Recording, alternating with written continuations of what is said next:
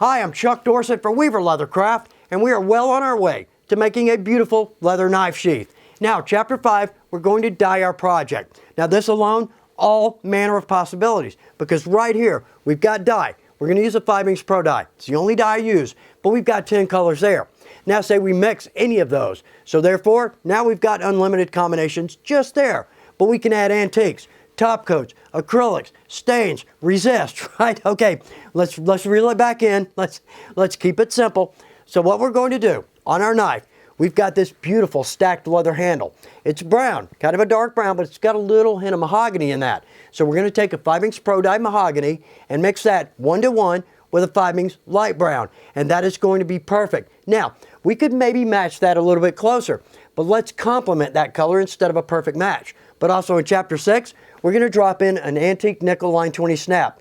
Look at that, matches our hardware. What a winning combination. Cool. All right, so anything I use in this video, weaverleathercraft.com, or check below. We've got links there, going to take you straight to the website. So let's do this. Let's step over here and drop in this gorgeous dye color.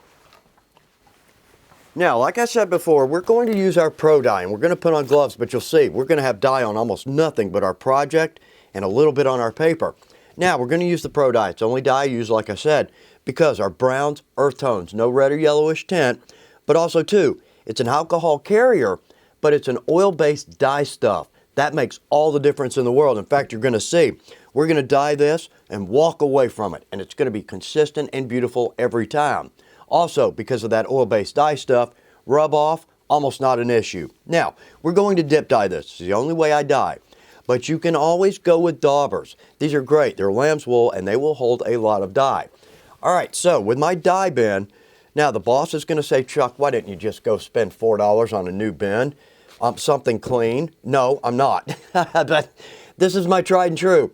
But also it serves double duty. Once I finish dyeing, I can clean it out. Paper towels will do that nicely. And then I can store all my dye in this. So if I have a little spill, it's no issue, okay?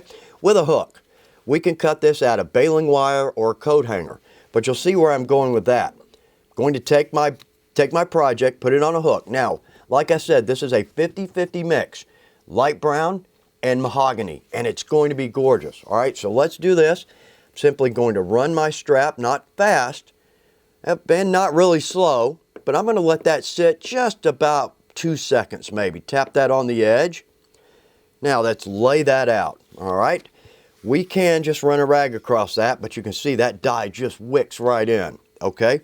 Up to our main body here.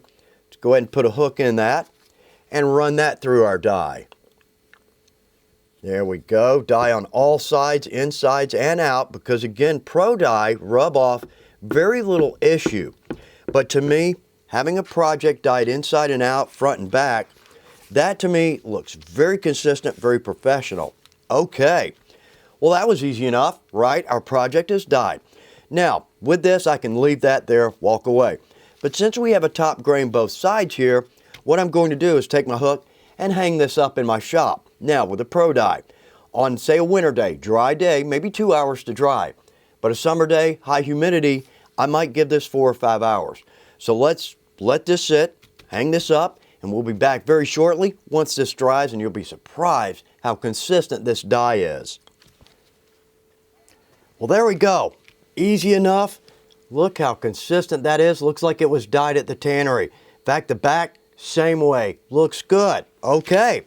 Now, with our dye, we definitely need some ventilation with the Pro Dye. But we're going to jump over to Leather Balm now. Love it. Smells good, and it's one of my favorite top coats. But also, too, funnel, that'll help us get our dye back into a bottle if that's where we're keeping it, or a mix. Here I simply have it marked as a mix, and we've always got jars under the kitchen counter. All right, so let's get that out of the way. Now bring in some Leather Balm. Now this is a gorgeous top coat. It's not really going to be high gloss, but also too, this is our cutout from our welt. Now I've had to trim that a little bit, but let's slide that down in there. That's really going to do two things. First off, gives me a solid base. I'm not rubbing this down and bowing in, but secondly too, I'm not going to add top coat up here to our skive. It would darken it immensely, and I'd have a line across there. That doesn't, to me, look great, okay? So let's do this. With our Leather Balm, I've got 2 rags. I'm going to consider one wet. Now, it's not wet, but it will have Leather Balm on it. and the other is dry, just cotton rags. But also too, one more point as I throw my gloves away. As we can see, dye does not have to be expensive, time-consuming, or messy.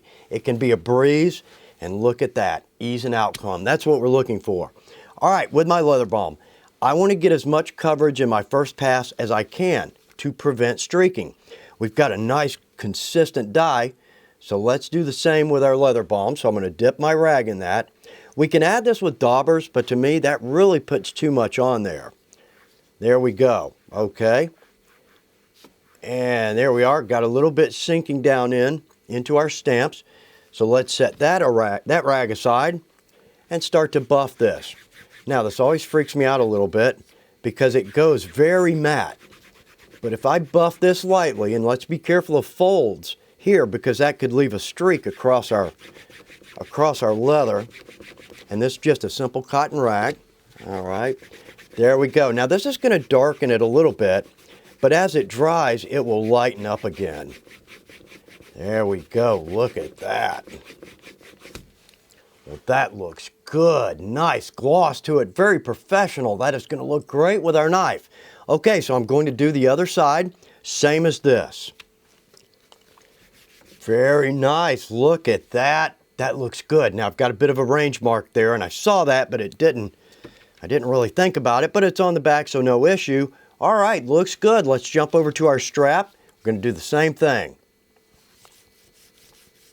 And there we go. Look at that. Very professional. I love that dye color, and that top coat just makes that color pop. Very rich. Now, one thing too, we used a rag to apply our top coat. But notice right along this edge how very consistent the edge of my top coat is along the edge of my leather. To me, that looks very professional. Same on that side. That's because we used a rag and not a dauber. But again, could not be happier with the way the sheath is coming out. So follow me to chapter 6. What we'll do here is we're going to re-chisel our holes, hand sew, we'll slick our edges, add our strap, and this beautiful sheath is done.